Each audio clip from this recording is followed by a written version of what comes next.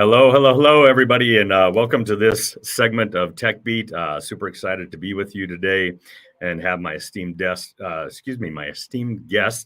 Tara Spalding, join me. I'll bring Tara up here in just a minute. Before I do that, I did want to get through a couple of housekeeping items. My name is Earl Foote. I am founder CEO of Nexus IT. Nexus is an outsourced IT and cybersecurity firm based here in northern Utah and servicing a nationwide footprint. We're happy to have you here on TechBeat with us, where leaders learn, innovate, and grow. By way of announcements, Nexus IT will be involved in and sponsoring managing all of the technology for the All-Star Bazaar next weekend here in Salt Lake City. For those of you that are based here in Utah, you probably know NBA All-Star Weekend is happening next weekend for the first time in 30 years here in Utah. It's kind of a big deal.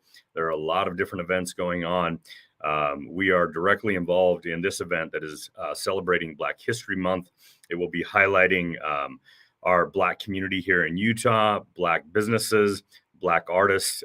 There will be a Ferris wheel, ice skating rink, a merry-go-round, along with displays from artists and a whole bunch of activations. I believe there's going to be some performances and stuff as well. So check that out. Information about All-Star Bazaar is on our pages at Nexus IT, my LinkedIn. I believe if you check out our website and the blog, there's some information there as well.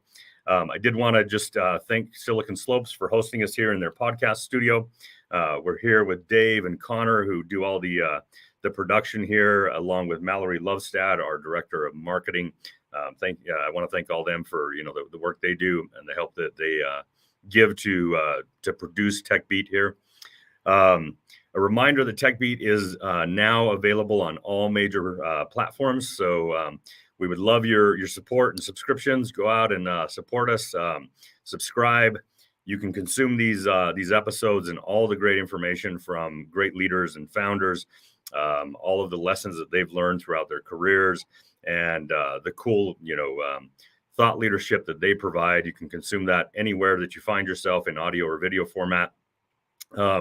Did want to remind everybody that we do, as applicable, we take live questions throughout these segments. So any platform that you're joining us from, feel free to post comments or questions in the chat. We'll get around to as many of those as we can. We will try to get to some of those at the end of the hour as well. Also, I just wanted to quickly give everybody a preview, into the episodes we have coming up and the leaders that will be joining me here on TechBeat over the next several months. So we have on the 21st of this month, Trina Limpert, the CEO of Rise Next and Tech Moms, Tim Cooley that will be joining me. He's the author of the Pitch Deck book, quite relevant to our topic today. He'll be joining me on March 7th. Dustin Kenyon and Rob Pilecki, co-founders of Washi, on March 23rd. Romaine Marshall, one of the nation's foremost cyber and privacy attorneys. He'll be joining me in April on the 11th. Jeff Erickson, he runs strategic partnerships at Forecaster, and he's an angel investor. He'll be joining me May 11th. We also have Monte Deer, the CEO of Kizik, coming up in June. Johnny Hanna, co-founder of Homey, and Derek Miner and Greg Trimble, co-founders of Lemonade Stand, that are all slated to join me here over the next 5 or 6 months. So keep an eye out for announcements around those segments. We'd love to have you join us for those. All right, so let's get to my guest of the hour, none other than the lovely, bubbly Tara Spalding. Tara, it's such a pleasure to have you here on TechBeat with me today. Let me introduce you real quick to the audience, and then we'll come around and let you talk a little bit about yourself and some of your background. So Tara Spalding is the Interim CEO and CPO at venturecapital.org, a Utah-based nonprofit organization that assists, coaches, and provides mentoring to entrepreneurs who are raising investment capital. Tara is also the chairperson at WeAngels.capital, providing an educational program and community-advised investment path to activate investors who intend to support women-founded and gender-diverse businesses in Utah and surrounding states. Tara, Welcome. Earl, it is my pleasure to be here today and on TechBeat. My goodness, I feel like I've hit a new level in my status. Thank you so much for putting me here. We've hit a new level by landing you as a guest. That's the way this is going down, Tara. Well, Earl, I love what you and Silicon Slopes and Nexus IT are doing for the community. Listening to the speakers that you have coming up, Trina, Jeff Erickson, Tim Cooley, Dustin, Monty, like these people are my friends. I have been in complete admiration as to what they've achieved, and each of these stories are going to be fantastic for Silicon Slopes audience to hear about. So, Yeah. yeah, this is amazing. I couldn't agree more. Couldn't agree more. Lots of really inspiring leaders that have joined us in the past and will be joining us in the future here on TechBeat. But let's get to you, Tara. You're also an inspiring leader who has been very instrumental in connecting founders to the capital they need to build the businesses that they dream about, right? Let's go way back though. Let's talk about Tara Spalding, the kid, right?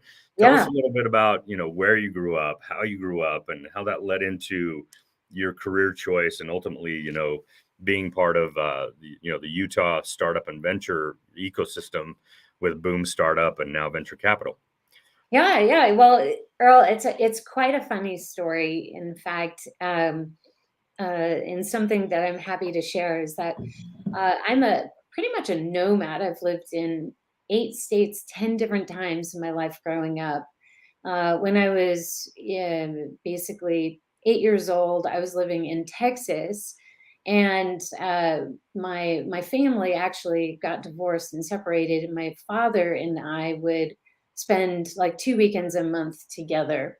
What we would do during those weekends were very special moments and times for my brother and I. And one of the things that we often did was race go-karts, because in Texas, everything is just out there. It's a whole bunch of fun. And for several years growing up, in Texas and following, I just actually had a passion and just a very strong interest on driving, and at a very young age. So basically, when I turned 16, I was quite an experienced driver, yet I didn't own a car. And my father was, in fact, one of my biggest encouraging people in my life to say, this is something that makes you happy. So why don't you just, have a great time? And when I graduated high school, he brought me into a performance driving school. And that school was in Canada.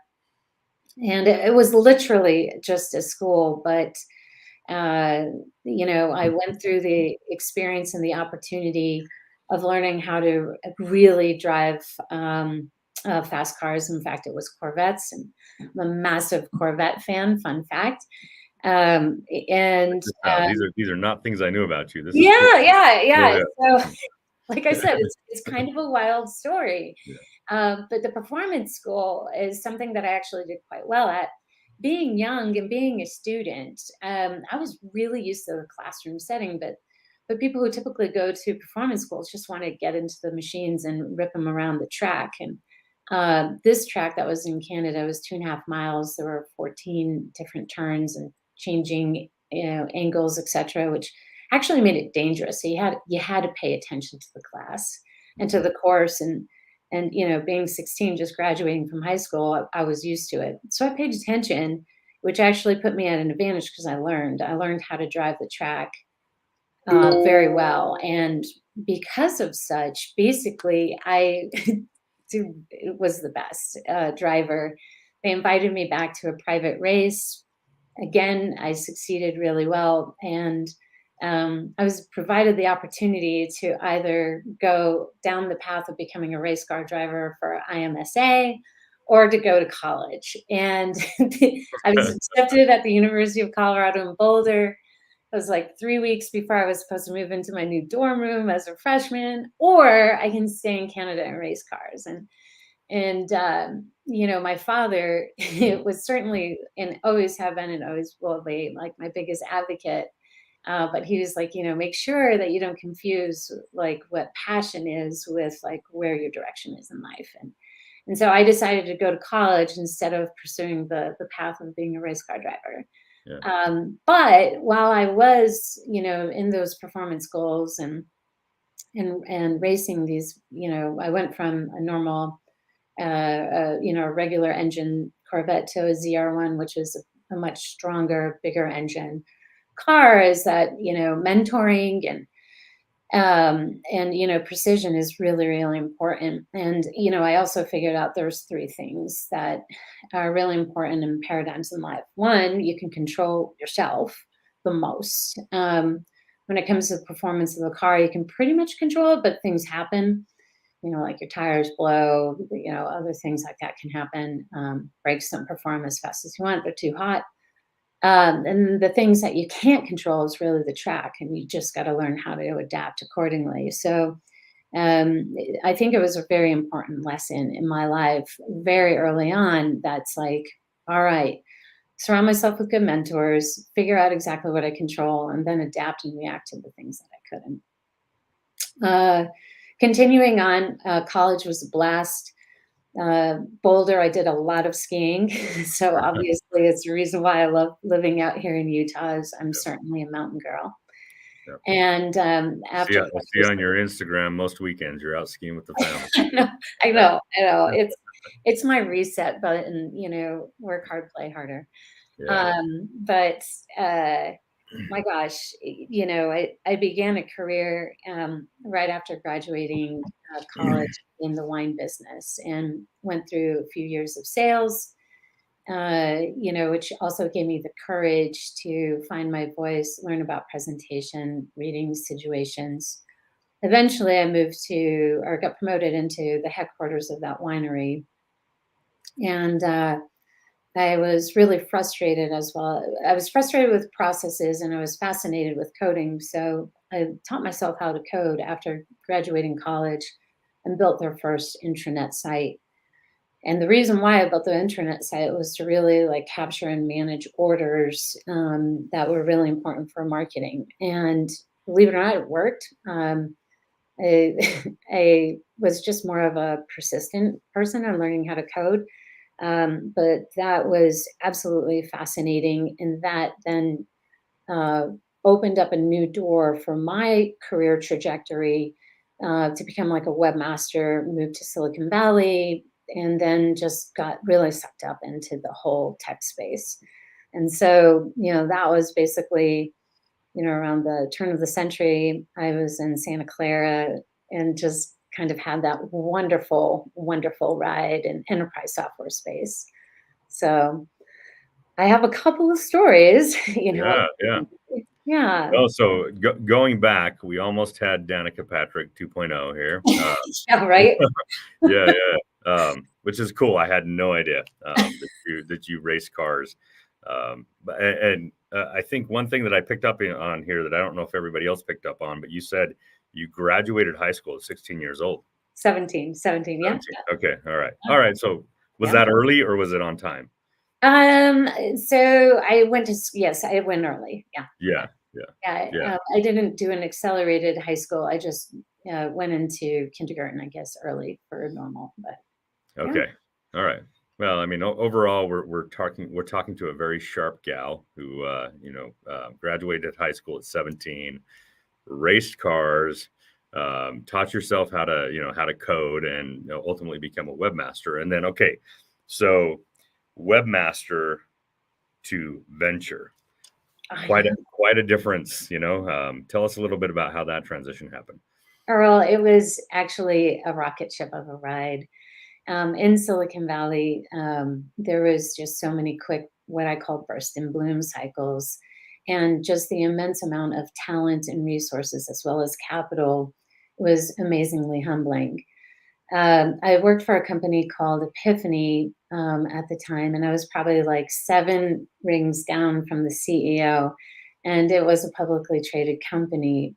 So my comprehension as to the importance of stock options, acceleration paths, buyouts, and all that such was actually really honed pretty much in my mid 20s. And so just being in that sort of environment and understanding how, like, basically that's how you advance your career, advance your wealth, was wonderful. And everybody was doing it at that time. Silicon Valley was very much about like rising tide rises all employees.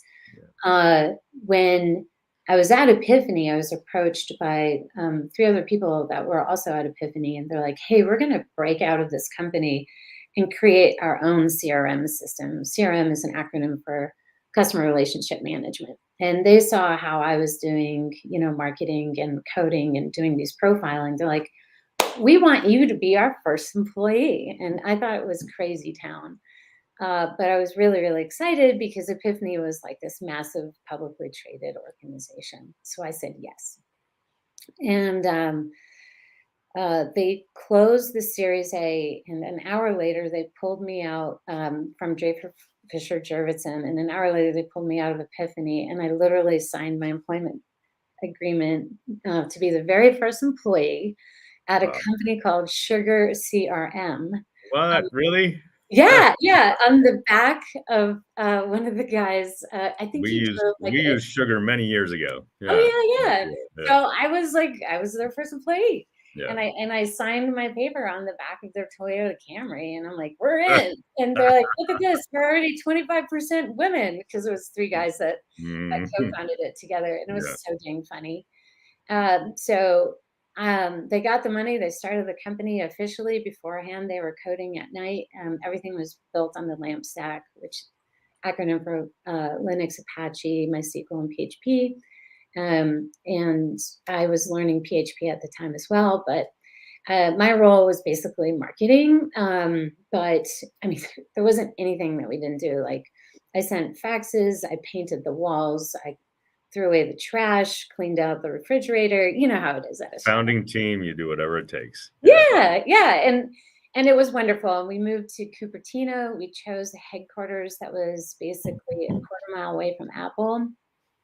And I was there for like the first 4 years. I mean, I remember getting our first paid customer, Earl, and it was just such a fantastic moment. Also, because of the term sheet, and we started at Series A back in the day, there wasn't like angel and pre-seed and seed. Like, it was just like Series A, here you go. Don't blow it all in one place. But Don't like blow it on Corvettes. yeah, yeah, I know. Yeah, we certainly didn't. Like, not at all. Uh, And I put I've seen that everything. happen, right? Yeah, and this is also when you're like, "Well, I'm just gonna put it all in employee stock options," right? You Yeah. just swing for the fences, especially when you're young and you don't have responsibilities, and it's cost of living is you're basically living in your office. So Yeah. Yeah. Right. but that was the beginning of my starstruck journey in Silicon Valley, and really getting to know like the enterprise software tech space. Is that, first off, everybody coded at some sort of level and extent. There was always like this rapid innovation, agile cycles, development cycles started there, as well as enterprise software selling and solution-based selling, etc. So I was just really lucky to just be at the heart of the matter as it was developing. Over time, I became the VP of corporate marketing for Sugar CRM. Then I moved on to becoming the chief marketing officer at another open source company that was into system and network monitoring. And then I was the VP of marketing at another startup, which was a middleware stack. And then after the third like executive position, having a board, raising over $60 million for these companies, I figured that it was time that I did my own thing. And I started an incubator called Henhouse Ventures back in 2012. I also, as a side project, started and funded and sold a company called BenchPick with another gentleman who I'm dear friends with still.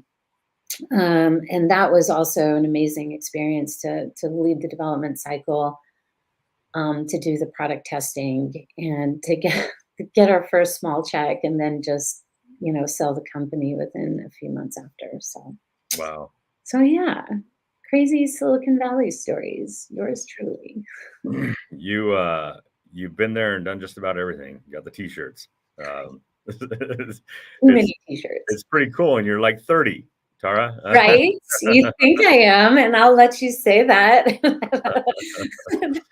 I would you, love you, to say I'm a 90s baby, and that's far from the truth. you've lived quite the life in a short period of time. So let's transition a little bit and let's talk about your current role with commonly known as VCO, but venturecapital.org. You joined up a few months ago. Maybe tell us a little bit about that and you know the mission of venturecapital.org. I'm surprised. A lot of early stage companies, I end up meeting around Utah or beyond. Just in the course of doing business and connecting with people. And I'm surprised with how few people really know what VCO is and why it exists. So maybe let's start there and we can dig deeper into the conversation about how founders can connect capital, right? Yeah, no, and I really appreciate the opportunity to continue to hit this drumbeat over and over again because eventually it's going to be amplified. And the way it's going to be amplified is by having an open and accepting community, period, full stop. Venturecapital.org is a 501c3 nonprofit. And this is a very new venture for me personally because I come from the world of corporations and funding, etc. So, Kyle, it's a wild ride, but it's really exciting. Venturecapital.org is basically designed to help groom and mentor and educate and train founders to understand and appreciate the different sources of capital before they start pursuing them. And this is a ubiquitous problem across all industries, across all different company maturities and moments. And the reason why is because the capital markets always change. Now, once we provide those education and the grooming and we have mentoring programs and networking and all this fun stuff, then what we do is we like to connect into the right sources of capital. As a nonprofit, I think it puts us into an advantage because basically we're not biased. And so those who go through a program often say comments of like, I've never heard that before because we don't have like a fund that we're trying to backfill or support or change performance numbers for. And that being like basically a safe ground as a third party, I think our feedback is better received. Now, the power of our community is pretty upstanding. First off, did you know that venturecapital.org is in its 40th year of existence? Wow. Yes, Extraordinary. I it did was not realize that. I mean, founded in 1983 by two gentlemen, Dr. Wayne Brown and also Brad Bertosh. And Brad, in fact, has been an active participant for the first 39 years of the program in a leadership role. Now he's still leading through mentoring, but it's just absolutely wonderful to have such amazing, long-standing legacy, especially here in the Utah community, to always be contributing. Yeah. Well, it's so interesting to see the work that VCO does, the impact it has. Utah is a hotbed right now for startups, right? Consistently named the number one market for startups in the United States right now.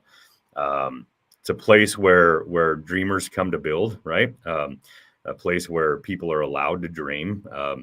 The problem is that a dream to reality, there is a massive gap, right? And particularly for first-time founders who have never navigated that gap before. And so, for me, that's one of the big things that I see with VCO when first-time founders come to me, and that I do a little bit of mentoring casually, but I want to plug that in with VCO and make it more official per se, right? And by the way, for those that are joining us, I know you mentioned it, but just to hone in on that point, VCO, first of all, nonprofit, it does not cost you as a founder to get involved. You have to apply, but you get access to mentors, to groups of mentors who have been there, done that, who have built businesses, oftentimes exited multiple businesses, who have raised capital, who can help you bridge the gap of dream to actual, knowledge and execution. Which for a first-time founder, that is a daunting sort of, a daunting journey to go from I've got an idea to how do I actually build the idea, and then how do I fund the idea, right? And once I've got traction and I've actually got revenue, how do I scale it? It's all all very new to a lot of people, and so VCO exists in the space for me that is so critical right now, especially here in Utah again, with so so many people that have ideas, that are trying to build something, but really don't have the knowledge or resources to get there. Kudos to you and your team for what you're doing. You joined from Boom Startup, which has been transferred into VCO at this point. Yes. As the chief programming officer of VCO, promptly took over the interim CEO role for now. Tell us a little bit about, before we get, deeper into capital, tell us a little bit about the future, the vision of VCO, where it's going, and where you see yourself having a significant impact. Yeah, well, actually, before I go into the vision of VCO, Earl, I think what you said is very important and impactful. And I'd like to ask you a question, which is when you were founding. That's not allowed here, Tara. Yes, it is. Yes, it is. Because I know listeners want to hear this, but when you were founding Nexus IT and you were putting together your business plan and assessing this, did you have mentors or advisors walk you through this process? Yeah, so we're talking about 25 years ago, right? And at that time, of course, Silicon Valley was a hotbed of startup activity. Yeah. Utah was not really, right? And the ecosystem that exists in Utah today did not exist 25 years ago, not even to really much of an extent at all. You had, you had a few organizations, right? And a few peer groups or networking groups and stuff like that. Venture capital was really just starting to, become a thing. In fact, I went to breakfast this morning with one of the gentlemen who started the very first venture capital fund in Utah, right? Who started a company called Landesk that was acquired by Intel. But access to all that was not prolific in Utah at that time. I was 23 years old. My brother, who co-founded with me at that time, Ryan, would have been 26. Let me think, 26 or 27. We were inexperienced. We had no idea what entrepreneurship was. We had no idea what building a startup was. We barely you had, back in the day, we didn't Google things. We were using like AOL or Yahoo, to search up what is a business plan, or how do you tips on writing a business plan and stuff like that, right? I would say that my early journey was very much hard knocks, until I started to find some mentors, right? Exactly. Which took a while. Okay, granted, we figured out a lot of things on our own, right? We had appreciable growth, those first 8 or 10 or 12 years, but it was word of mouth. It was, getting out and pounding the pavement, and extending your networks and all that kind of stuff, which you see us do a lot of today, because we're still bootstrapped, by the way, 25 years later, right? We have not raised external capital, and so very much we're still a grassroots type of organization, who will do the hard work to create the opportunity and the revenue.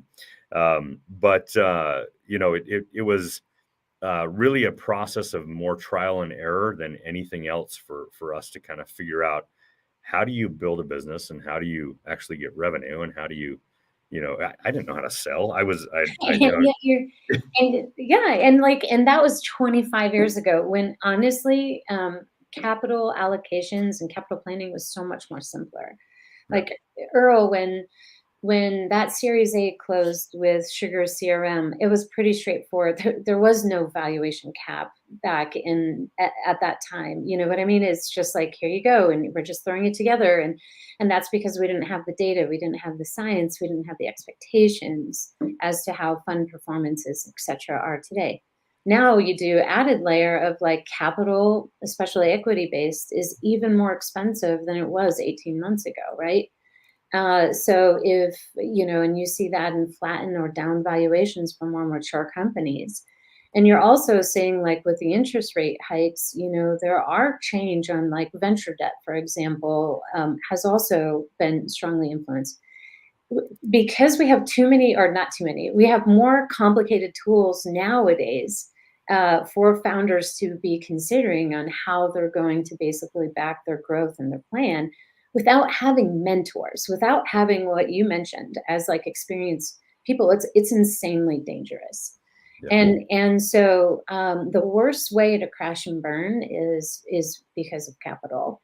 It's it's a lot easier if you just miss the market timing or just kind of get commoditized, etc. What really sucks is if something so predictable is misunderstood and or over expected on results, right? So I think like going back to what you and I have done when we first started our companies, like we could survive on our own because it wasn't so complicated. But now with everything, like I, it, anybody between like a pre-seed and a Series B should absolutely be using organizations like venturecapital.org because of their mentoring and their connection. Yeah. Take a guess on how many mentors we have at venturecapital.org that are participating and supporting members, our founders right now in this cohort. Just take a guess. Actively participating right now, Yeah. 80, More, 120. more. Oh, really? Wow. Okay. All right. Yeah, we're at like 130 or 132, if I'm not mistaken. And Wow. that's for supporting the 20 companies that are coming to Investors Choice, which is our open annual conference on February 24th. We have 20 presenting CEOs right now.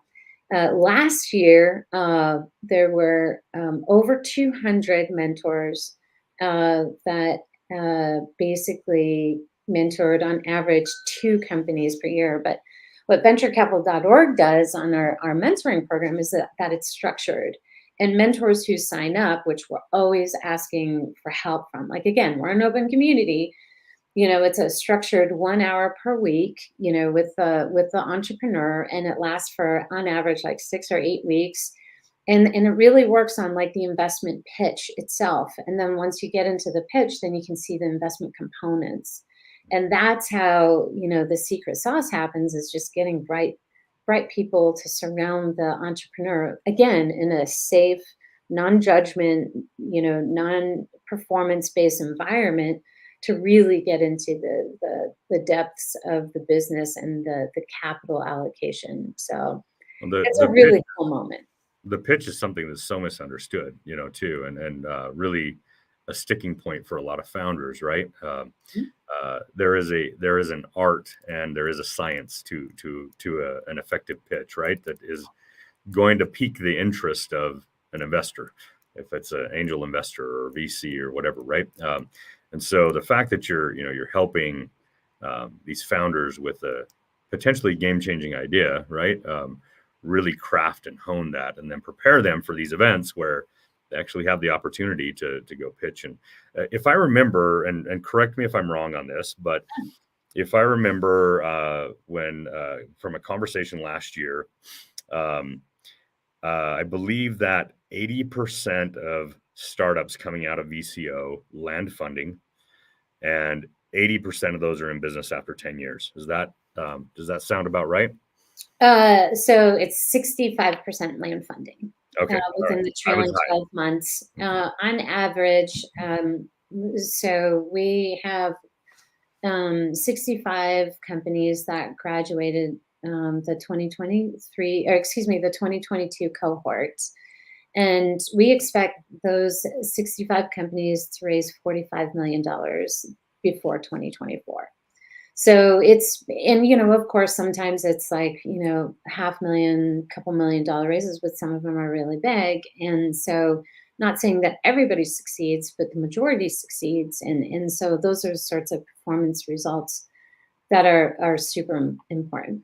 Those are Now, pretty good odds though, because without the guidance and mentorship, of a program, of a cohort and mentors like BCO, you're like 1 in 100, 2 in 100 or something like right. that. It's really low.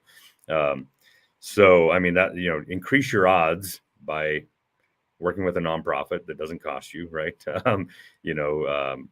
Let's. I know you have another comment, and maybe once we go through there, let's talk a little bit more about um, options for capital, right? Most founders seem to think that their only option is to go raise a round, right? Early stage friends and family, and then maybe a pre-seed onto a seed, onto a Series A, graduating through angels into VC and stuff like that. There are other things that you can do, right, to build a business. And so maybe if you want to finish up your thoughts, and let's start talking about Yeah. ways to build a business and the types of capital you can land. Earl, I'm so glad you bring this up because this is something that I'm personally really focused on. As I mentioned before, I started 2 companies. One of them I sold, in fact, to the people who invested in us. And then the other one, I closed down myself. It was a fail, which is fine because both of them are amazing learning experiences.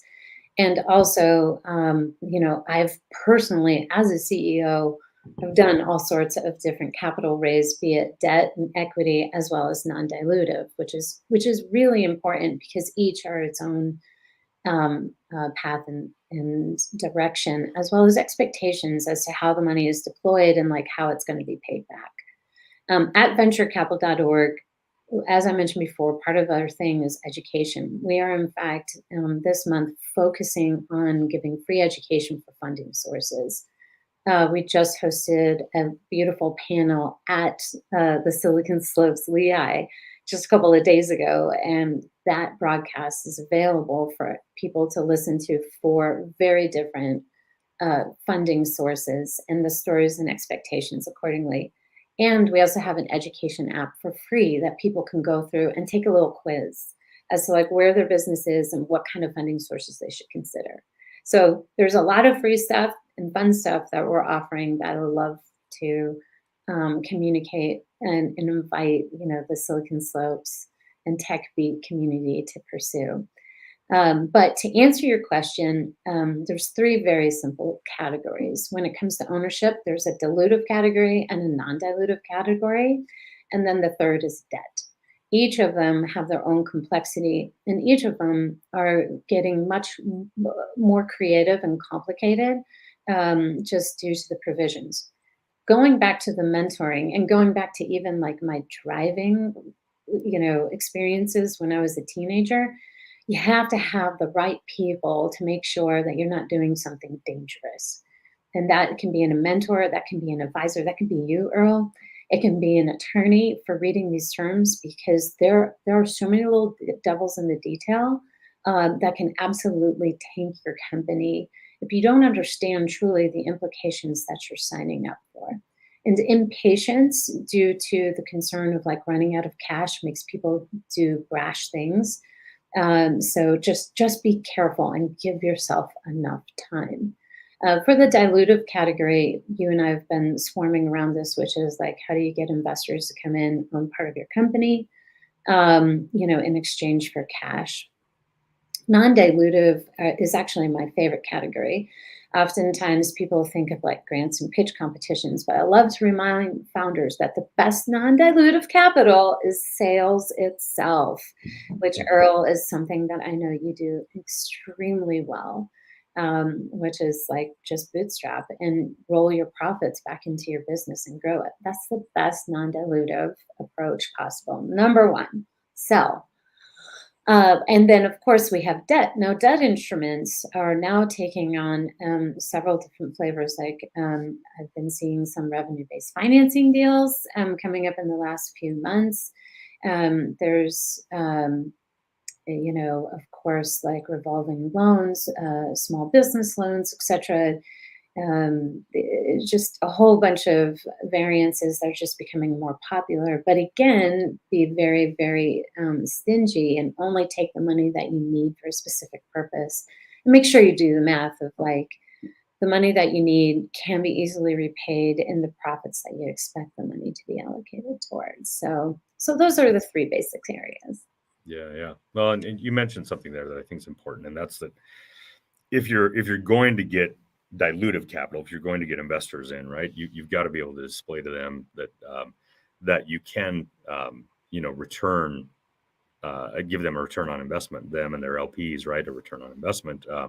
You're going to have to figure out how to model or get a CFO that can model, or a partner. There's outsourced partners that can do that for you, right, and help them understand the IRRs that they might make out of the deal and all that kind of stuff, right? And certainly a bank needs to be able to see that you're going to be able to pay back a loan, right? Yeah.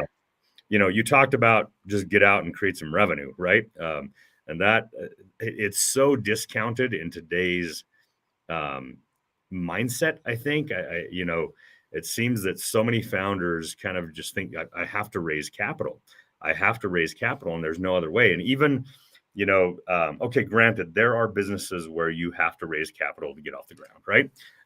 But even a lot of tech founders, SaaS companies, they're like, the only way for me to get off the ground here is to go raise some capital. And honestly, like a venture investor wants to see how scrappy you are. That's They right. want to see if you have enough vision, and if you can pitch well enough that you can go create a founding team who's willing to take equity, a CTO who can build the product and get you to your MVP, your minimum viable product, right?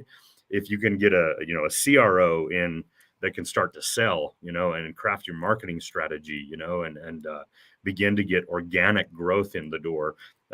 People forget about this kind of stuff. I see some really scrappy tech founders who are, they start kind of in a tech-enabled sort of mode, a tech-enabled services, I should say, sort of mode, which is, we're still tech-enabled services as a managed service provider, right? But they start in a tech-enabled services mode. They have knowledge and skill to be able to offer and trade time for money, so that they can raise capital to build a product and then begin to sell that product, right?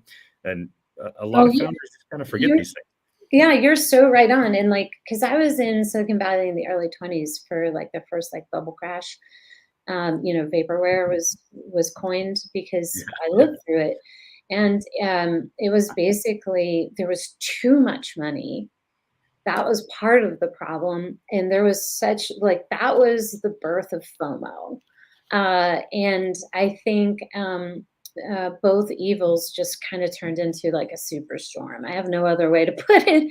But the thing is that developers were so fascinated with development, and investors were so fascinated to like just continue their NASCAR slides of like, I'm backing these founders and these cool, like weirdly spelled names, that they really forgot that innovation needs to be solving a proven problem in a proven format.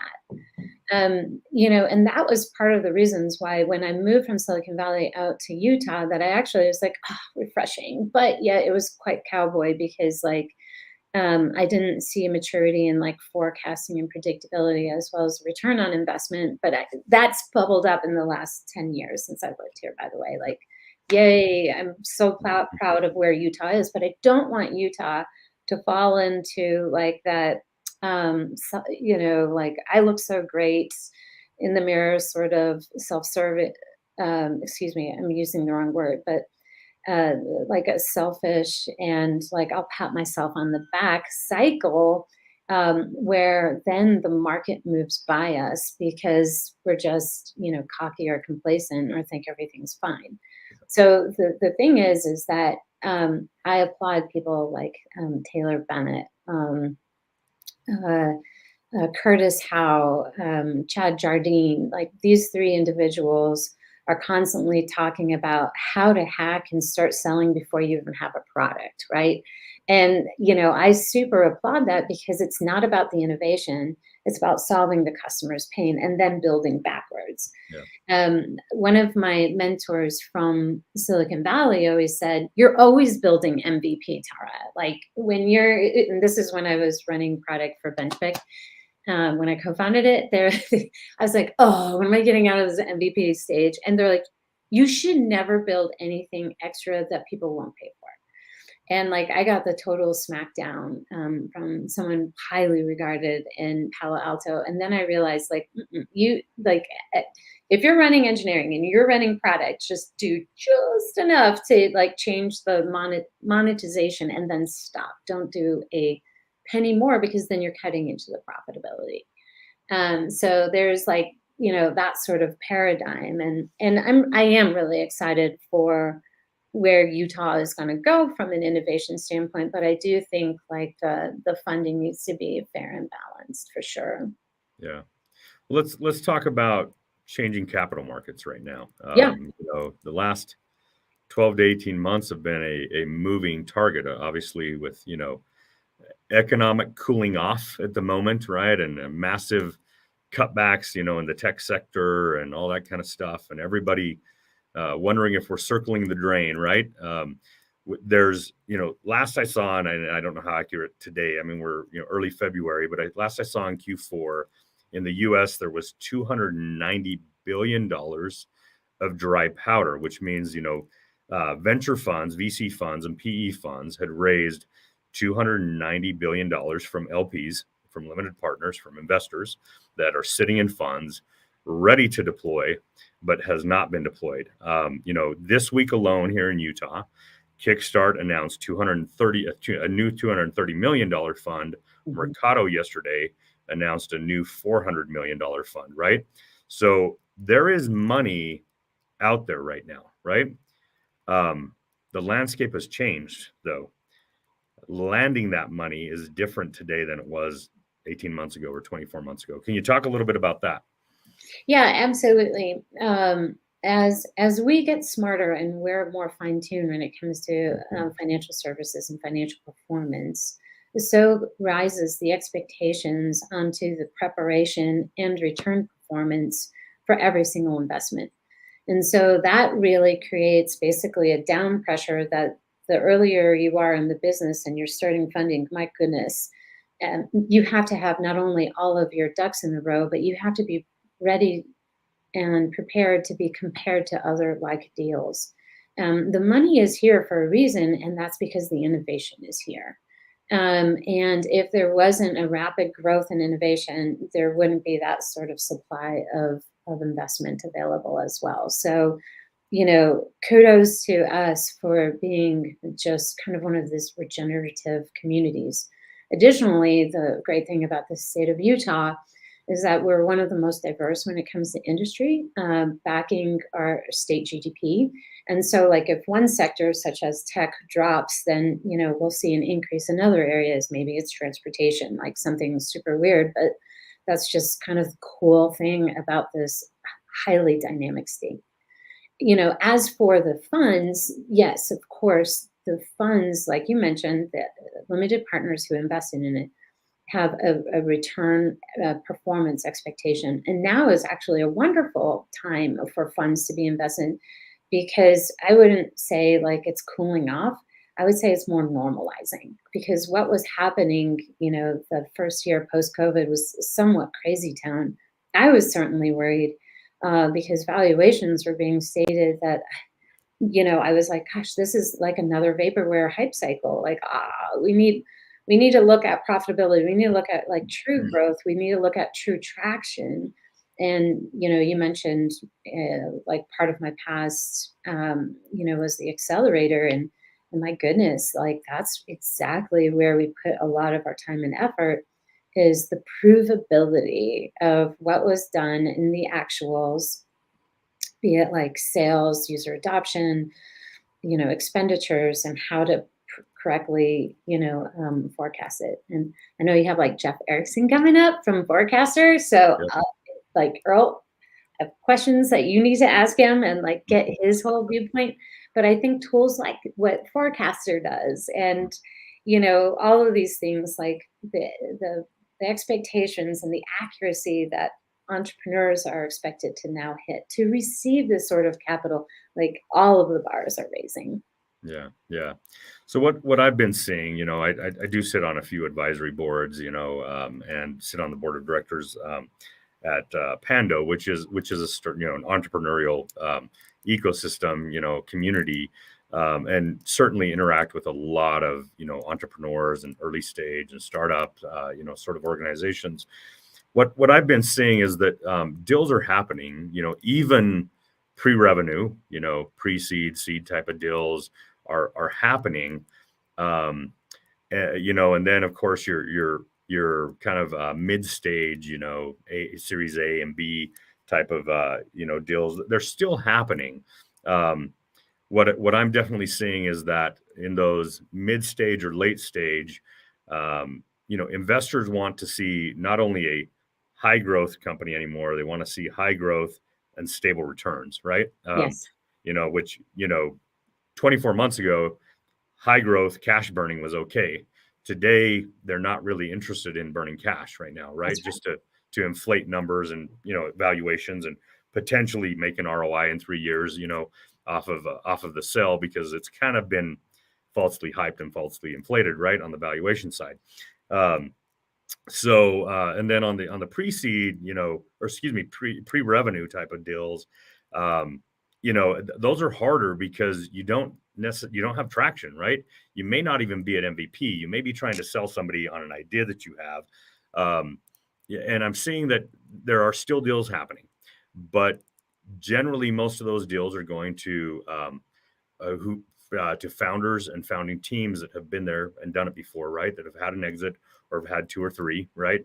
They've got a good idea. They have as you mentioned, a real world problem, and they're able to substantiate with data that there's a real problem that they can really, that they can solve, and that they're able to forecast potential returns out of how they're going to solve that from their revenue model, right? As you mentioned, the level of sophistication you need today as a founder to land capital, particularly investment, I should say.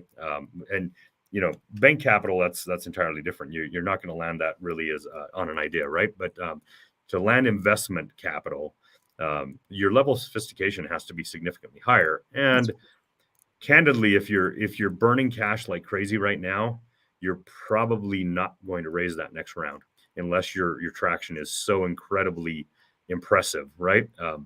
Otherwise, you got to be thinking about other things, right? absolutely. And like, it's wonderful because I've had, in this role, been working with several entrepreneurs, and I've had, again, true conversations around unit economics. And, honestly, there was no such thing as unit economics in 2021 and the beginning of 22, right? Like it just wasn't there. And honestly, I think it's going back to really sound business fundamentals that then people are really aligned to. And my one of our panelists that we had on the Raising Capital Education series on Tuesday was Jackie Elliott. Jackie's a fantastic person.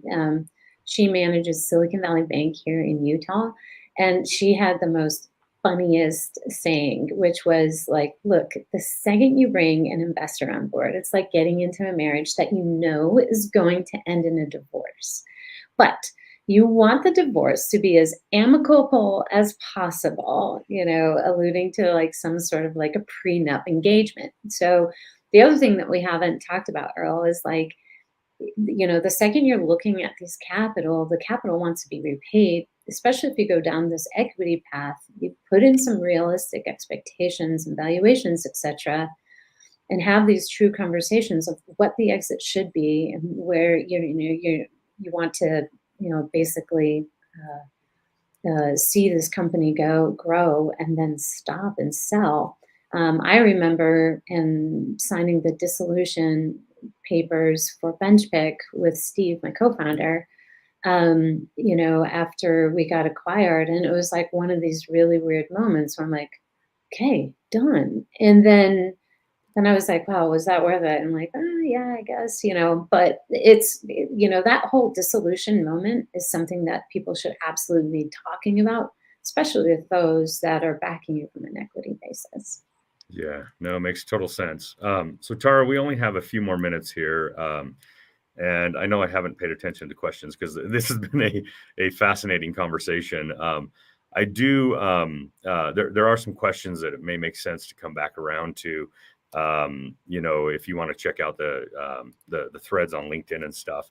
But I think the last question I have, and I've noticed VCO making a significant, maybe not call it a shift, but an emphasis in diversity, right? In making sure that your services are available to those who traditionally would not have a lot of this opportunity. So let's cap out the hour. Tell us a little bit about that and the future of where that goes with VCO, and any other final thoughts that you might have for our guest today. Yeah, absolutely. Well, diversity is a really simple thought. More diversity, better returns, period, full stop. And it's something that venturecapital.org truly does believe in. In fact, out of the 64 graduating CEOs, 32 of them were female.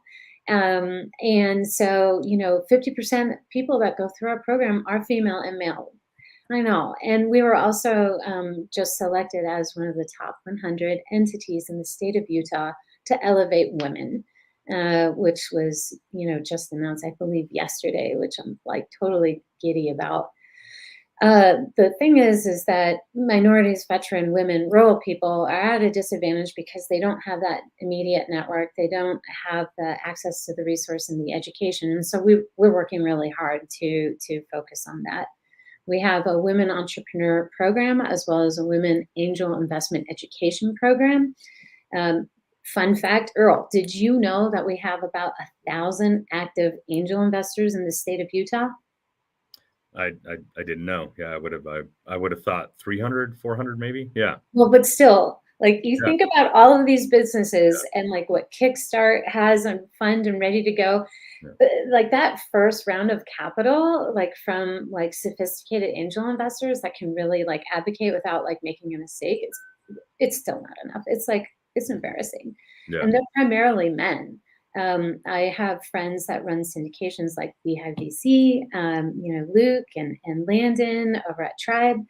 And primarily their members are men at syndication. And so the problem is without female angel investors here in the state, Yeah. female-centric businesses are not getting the attention. So we're doing a huge effort not only to promote women entrepreneurism, but also to generate and educate more, primarily women, but anybody who'd be interested in backing women-owned businesses. So that's our initiative for 2023, and we're pretty excited about that.